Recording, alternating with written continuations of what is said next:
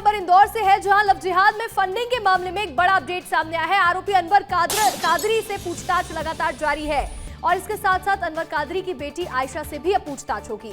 Hotel की billing को लेकर के पूछताछ की जाएगी और पुलिस ने दोबारा पूछताछ की अनुमति भी मांगी है।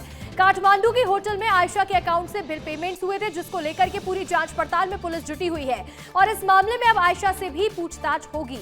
इंदौर लव जिहाद फंडिंग मामले में एक बड़ा अपडेट सामने आया है और ये एक बड़ी खबर है। आरोपी अनवर कादरी से लगातार पूछताछ जारी है, पुलिस मामले की जांच पड़ताल में जुटी हुई है। लेकिन अब बड़ा अपडेट ये है, अनवर की बेटी आयशा के साथ भी पूछताछ की जाएगी। जो बिल पेमेंट्स हुए थे उसको लेकर के यहां आगे की जांच पड़ताल होगी। होटल की बिलिंग से लेकर के यहां पूछताछ होनी है और इसके साथ साथ पुलिस ने दोबारा पूछताछ की अनुमति मांगी है, यानी कि आयशा से दोबारा पूछताछ होगी। काठमांडू की होटल में आयशा के अकाउंट से बिल के पेमेंट्स किए गए थे।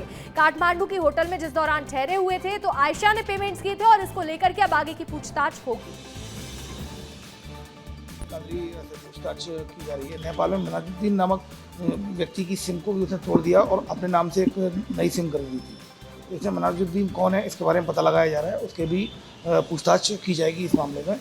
दूसरा, जो पेमेंट किया था काठमांडू के होटल में और भी अन्य जगह पेमेंट आयशा के द्वारा किया गया था, की लड़की के द्वारा, तो अब माननीय न्यायालय से परमिशन लेकर आयशा से पूछताछ करने के लिए थाना बड़ौदा की टीम जेल में जाकर उससे पूछताछ करेगी।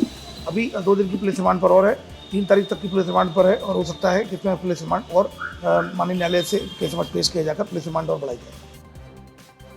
और देखिए, अधिक जानकारी के साथ हमारे सहयोगी अक्षत मिश्रा जुड़ रहे हैं इंदौर से। अक्षत, लगातार अनवर कादरी के मामले में आप कवर करते हुए आए हैं और शुरुआत से ही ये बात सामने आ रही थी कि आयशा ने ही फंडिंग के मामले में जो उनके पिता है उनका साथ दिया और इस मामले में अब पुलिस भी आयशा से दोबारा पूछताछ करेगी।